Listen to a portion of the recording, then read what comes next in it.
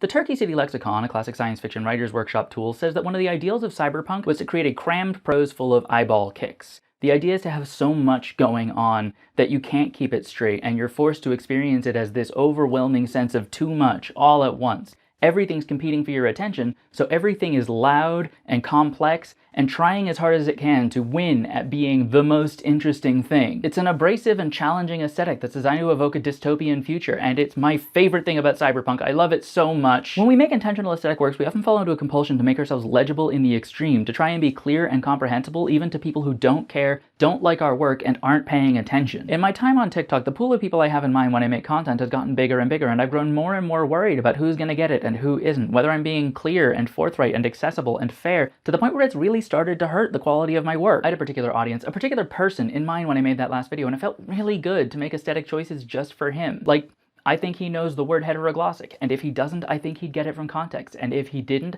I know he'd feel comfortable looking it up. So I don't feel bad about using that word in there, even though I know a lot of the people who watch the video won't know it, many people won't get it from context, and almost nobody's gonna look it up. I'm mildly in love with the idea of lecture as an aesthetic form, and that's really the direction I want to be taking my TikTok right now. There will probably always be some kind of point or message, but I'm really more interested in the presentation. I have a lot of friends who take pleasure in this kind of presentation, which I take pleasure in creating. I know you're one of them, albeit grudgingly. There's a reason you're in one of the pinned videos on my channel, and there's a reason I picked your comment to respond to.